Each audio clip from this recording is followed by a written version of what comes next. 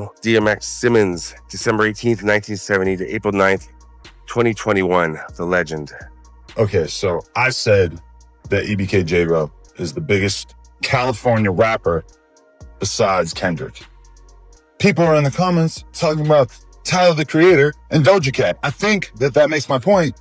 If you have to name people that are doing pop music, R&B music, weird squeaky voice music, I'm sorry. Tyler, the Creator, I give him his props as a rapper, for sure.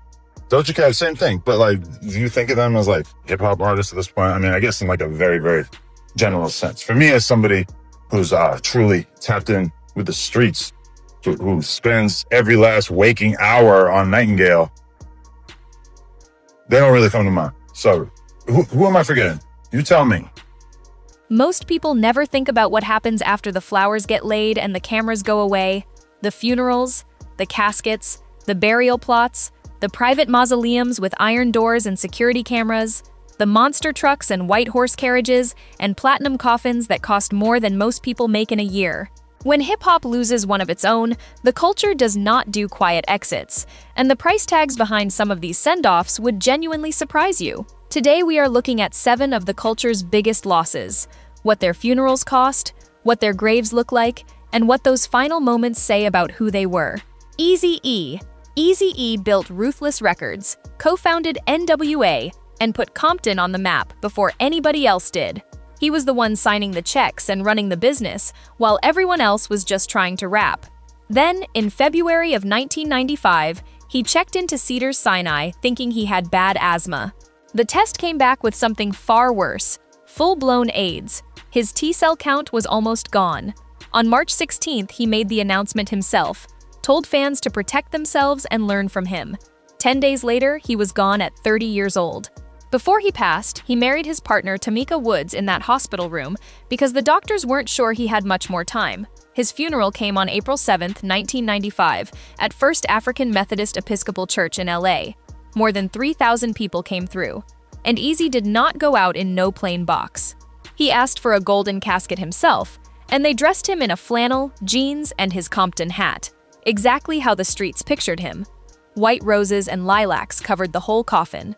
He rests at Rose Hills Memorial Park in Whittier, California, in a section called Lupin Lawn. For a long time, the grave was plain. The cemetery even had the wrong birth year on it, but eventually they replaced the marker with a black stone loaded with photos of him in his prime, his cars, his crowds.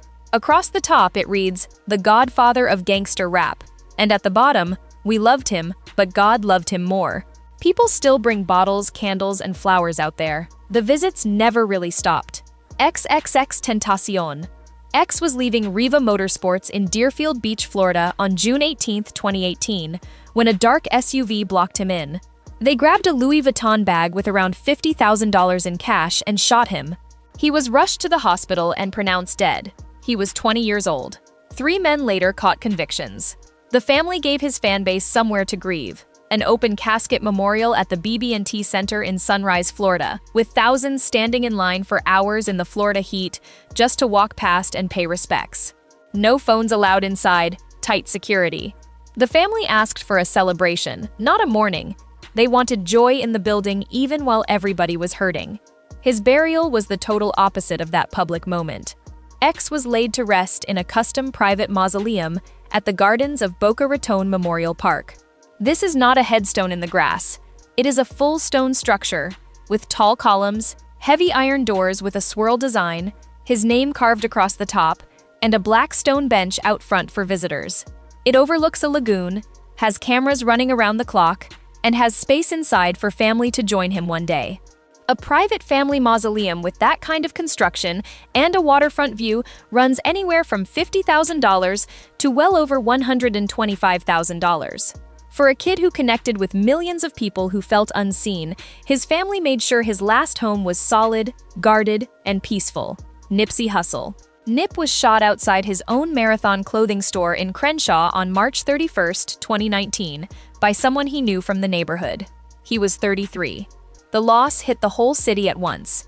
His public celebration of life at the Staples Center on April 11th drew over 20,000 people with free tickets and millions more watching the stream.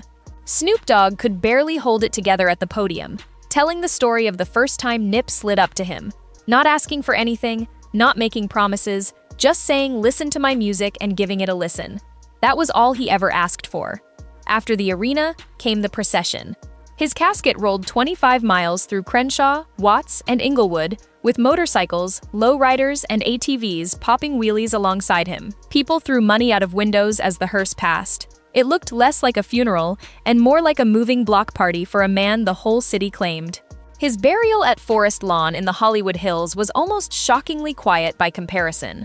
A garden crypt in the Court of Liberty section, with no grand marker, just flowers, candles, and cigars fans left behind. His family held back on a public headstone, worried it would get vandalized. A group of fans eventually made their own tribute stone and set it in the cemetery with one of his own lines, "My God will never fake me or break me, I have faith." Two very different goodbyes, one for the city, one for the man. Pop Smoke. Pop Smoke was killed in a home invasion in the Hollywood Hills on February 19, 2020. Shot multiple times, he was 20. Brooklyn was not about to let him leave quietly. His casket did not ride in a regular hearse. It sat in a white glass carriage pulled by two white horses through Canarsie, with a fleet of luxury cars behind it. People lined the streets shouting his name and blasting his music. Neighbors talked about how he came up right there and gave back to the block the second he made it. He was laid to rest at Greenwood Cemetery in Brooklyn in a mausoleum crypt with his name on the marble. Then, in September 2021, vandals broke into the crypt, smashed the marble, cracked the front open, and tried to drag the casket out. Photos of the damage spread everywhere. It was painful to see for a community that was still raw from losing him. But it did not change what the hood already decided about who Pop Smoke was. He came out of Canarsie, gave everything back to it, and got carried through his streets one last time behind two white horses. DMX. X went into cardiac arrest in early April of 2021 at his home in Yonkers. Paramedics worked on him for 30 minutes. He went into a coma on life support while the world held its breath for a week. On April 9th, his organs began to fail, and he was gone at 50. His send-off was one of the most unforgettable visuals in rap history. His bright red casket, which cost around $7,400 on its own, rode through the streets of Yonkers in the bed of a massive monster truck painted with the words, "Long Live DMX," and the Rough Riders logo, with hundreds of motorcycles rolling alongside it. The private memorial at Barclays Center brought out Jay-Z, Beyoncé, Swizz Beatz, Busta Rhymes, and Kanye West helped shape parts of the event. The base funeral cost was around $35,000. With the Barclays rental and full production, the total reportedly climbed close to $300,000. His burial went the opposite direction. DMX rests at Oakland Cemetery in Yonkers, his city, his ground, in a section called Sunset Knoll. No celebrity mausoleum, just a plot in the grass.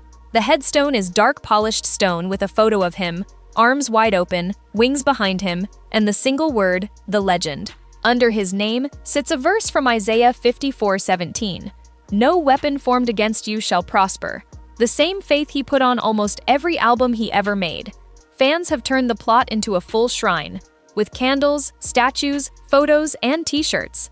The monster truck gave the streets the loud, larger-than-life goodbye they needed. The quiet plot in Yonkers gave the man himself the humble, faithful rest he had been talking to God about his whole life. Young Dolph. Dolph walked into Makeda's Cookies in Memphis on November 17, 2021, and was shot multiple times. He was 36. He ran his own label, Paper Route Empire, turned down every major deal, and became a hero in Memphis, specifically for staying independent. His funeral on November 30th was tight and private. About 200 close friends and family at First Baptist Church on Broad Street, with the public kept out for safety. His gold-plated casket was ornate, the kind of finish that fit a man who never did anything small. The procession was quiet. A caravan of black SUVs escorted by Memphis police, the hearse covered in white roses, moving through South Memphis past Hamilton High School, where he came up. He rests at Calvary Cemetery, directly across from that same school.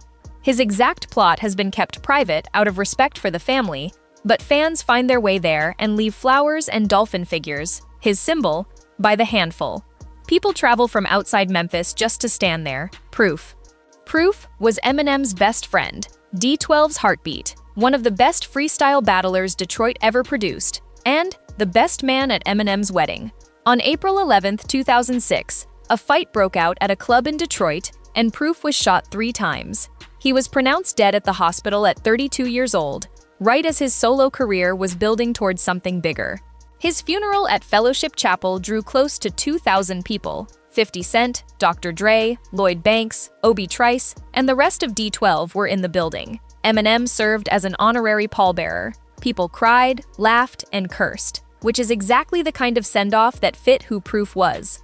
His gold-colored casket had both his government name and his rap name etched right into it, and a horse-drawn hearse carried him through the Detroit streets. He rests at Woodlawn Cemetery in Detroit in a marble wall crypt. Carved in gold letters, Deshaun Dupree Holton. Underneath, aka Proof. A small oval photo of him in white sits below his name. It is calm, clean, and inside a historic cemetery, where legends are buried all around him. Flowers still get left there. People still make the trip. There is no giant monument, just 2 names, 1 photo, and everybody who loved that Detroit sound knowing exactly whose crypt they are standing in front of when they find it. 7 artists, 7 funerals the culture will never forget, and 7 resting places that say something real about who these men were and how much they are still loved. Drop in the comments which one hit you the hardest, and if you want more content like this, you already know what to do.